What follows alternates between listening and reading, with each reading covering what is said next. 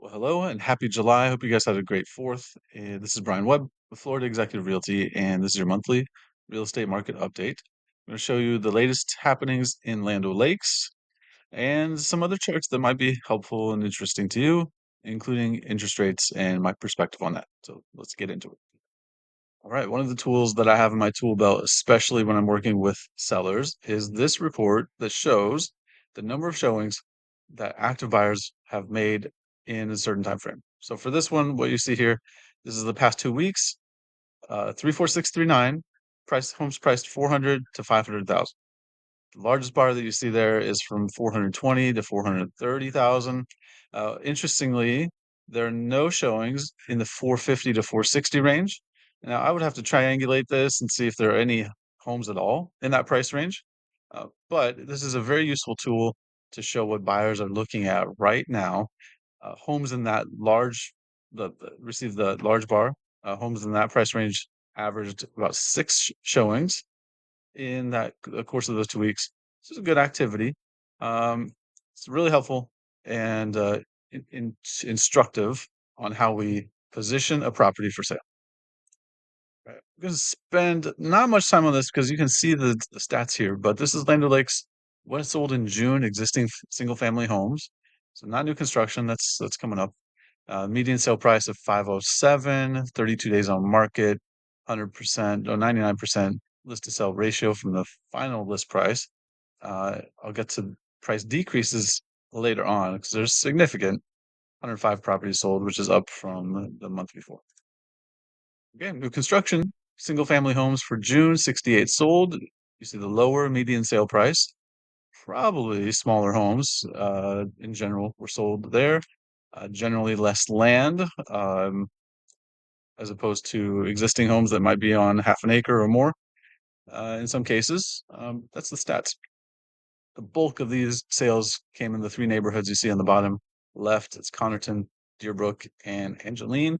Angeline is hopping with Spiros, the Moffett Center coming online in the next little bit. So a lot of stuff happening out there. Keep an eye on it. Okay. I have shown this chart to everyone that I have consultation with, buyers or sellers, and almost every time I am met with surprise and intrigue because of what is not understood on the consumer part. So I want to teach you so you understand what kind of questions to ask when you're talking with an agent who is who you're thinking about working with to represent you on the sale or purchase of a home.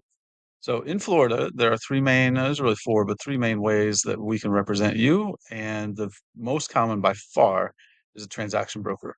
There was a study that I cite often that showed that 75 to 80% of agents work as transaction brokers. This is the standard default representation in Florida.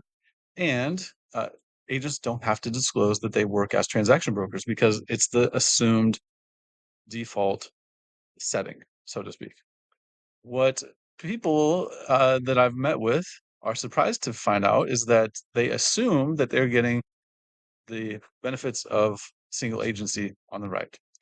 So that includes loyalty, confidentiality, obedience, and full disclosure. This is the highest level. It's a fiduciary. It's a I put your interest ahead of my own kind of thing. And you see this box down here in kind of in the middle, that limited confidentiality, that is not checked for single agency. So here's a real life story of how this played out. I just helped a couple purchase in Lakeland, and as part of my regular follow up and due diligence, I called the HOA to find out if there are any assessments pending or planned because I want my folks to know what they're getting into with the property. Spoke with the HOA president. He said, "Oh yeah, that house has some issues that have we've been working through with the owners for over a year, and they have to fix the fence behind the wall behind their house." Okay, so I said, "Oh, this is very interesting. That was not disclosed to us.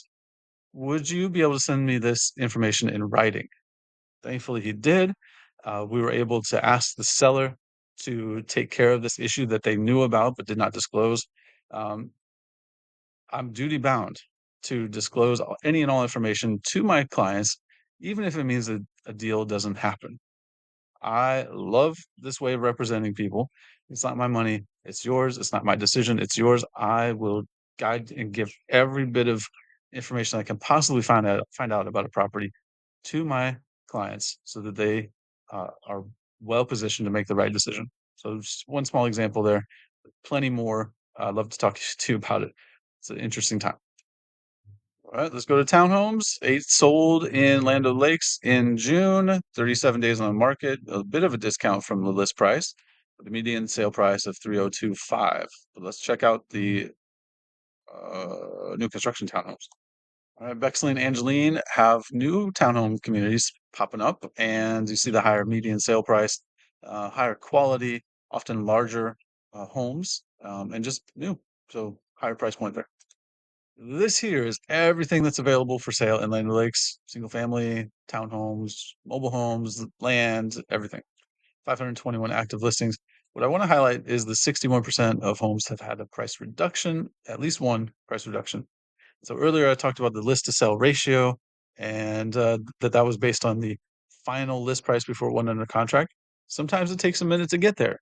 And so I use information like the showing activity report that I showed you very first thing today to help us avoid the need for price reductions. Sometimes the market shifts and we just have to react. Other times we try to get it right the first time.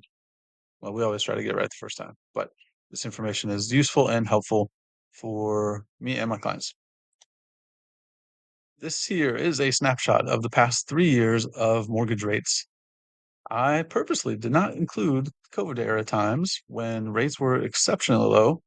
Uh, I've heard this explained this way. I love it. If you were 300 years old, you've seen mortgage rates in the twos one time, and that was during COVID. Don't expect us to go back there anytime soon. But what the year-long average this past year is 6.68, and you see we're at 6.67. So not much change. We're kind of really bound within this range, and is really the new normal. I think if rates get down to anything with a five in front of it, our market's going to explode based on pent-up buyer demand that's out there, and that's going to push prices higher. At least that's the theory. And it makes sense. Our supply has gone from 5.6 months in January to 3.1 months in May. June's information isn't out yet, but from 5.6 to 3.1 in just a few months, uh, buyers are out there absorbing much of the inventory that's out there. So if you have lower rates, so cheaper money to borrow, combined with a lowish inventory, it's going to push prices up. I think that's all the time I have. I could go on forever and ever. There's so many things I want to share but can't and don't have time for. But I'd much rather have a conversation with you. So if you're thinking about making a move, buying or selling, you know someone who could use a trusted advisor that's going to look out for their best interests, not my own. Um, Honestly, my best interest is wrapped up in your best interest. So that's the right way to do business. Love to have a conversation. Please reach out. My phone number is right there above my little head, as well as my email. I hope you guys have a great July. Enjoy the rest of your summer, and see you soon. Bye.